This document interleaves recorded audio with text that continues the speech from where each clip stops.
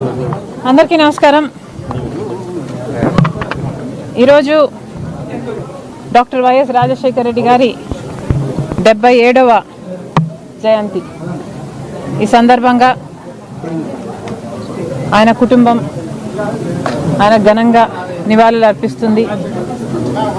ఈ కుటుంబం ఎంత పెద్దది అంటే కోట్ల మంది ప్రజలు కలిగిన కుటుంబం. ఎంతోమంది ఈరోజు రాజశేఖర రెడ్డి గారిని తలుచుకుంటున్నారు.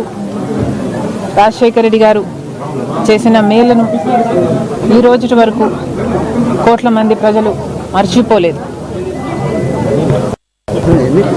రాజశేఖర రెడ్డి గారు ముఖ్యమంత్రిగా 5 సంవత్సరాలు మాత్రమే ఉన్నారు.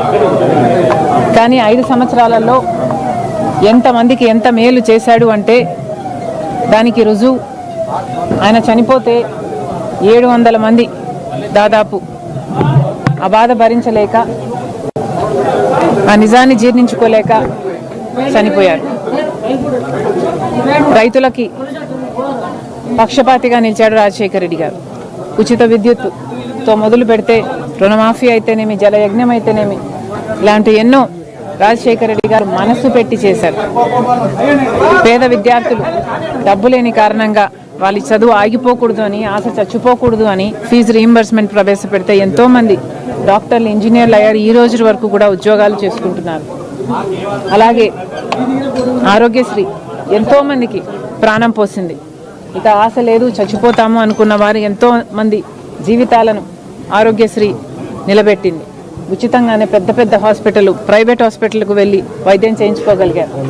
మైనారిటీ రిజర్వేషన్లు అయితేనేమి, ఇలాంటివి ఎన్నో రాజశేఖర రెడ్డి గారికి మాత్రమే ప్రత్యేకం.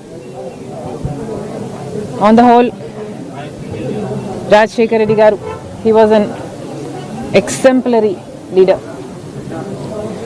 an outstanding individual, a great visionary.